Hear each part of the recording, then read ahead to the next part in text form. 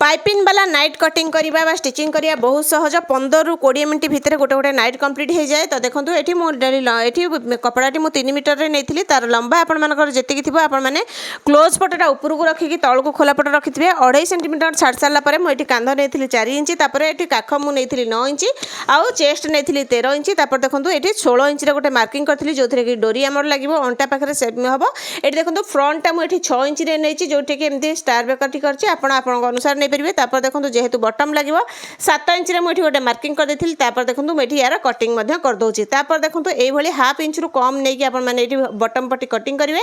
बैगटा ये 3 सेंटीमीटर मुझे कटिंग करी देखो कटिंग कर सारापर हाथ काख जी हूँ हाथ आपर जी लेंथ थी से आपने गोटे इंच एक्सट्रा करदेकि आपमती कटिंग करदे। तापर देखो बटम पट्टी मुझे 4 सेंटीमीटर रु लंबा 10 सेंटीमीटर नहीं फिता मुझे 10 सेंटीमीटर गोटे कपड़ा नहीं जाती। देखो स्टिचिंग समय मुझे हाथ में पाइपिंग देती बैक रे मुझे सिंपल ये देखो यार पट्टी बसई देती फ्रंटा ये पाइपिंग मुझे रेडी कर देती।